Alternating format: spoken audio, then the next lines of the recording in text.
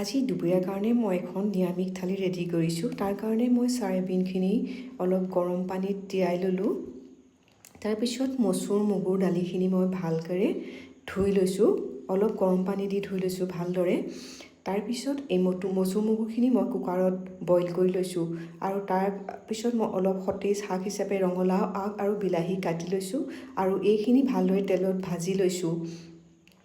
ভালদৰে ভাজি হ'লত মই তাত হালধি অলপ দি আৰু নিমখো অলপ দিছোঁ বিলাহীখিনি গলি যাবৰ কাৰণে। তাৰপিছত মই এই বইল হৈ থকা মচুৰ মগুৰ দালিখিনি দি দিছোঁ আৰু চয়াবিনৰ লগত মই বনাবলৈ এটা কাচকল আলু লৈছোঁ আৰু তাৰপিছত পিঁয়াজ দি আৰু আগতে তৈয়াৰ কৰি লোৱা তিল আৰু জিৰাখিনি দি এই চয়াবিন কল আলু ভাজিখিনি মই ভালদৰে বনাই লৈছোঁ। আৰু মই যিহেতু তেল অলপ কমকৈ দিছোঁ তাৰ কাৰণে মই অলপ পানী ছটিয়াই এই পাচলিখিনি ভালদৰে সিজিবলৈ দিলোঁ। আৰু লগতে খাবলৈ মই এটা চাটুৰ লাডু বনাই লৈছোঁ, তাত দিছোঁ মই অলপ আমলখি আচাৰ।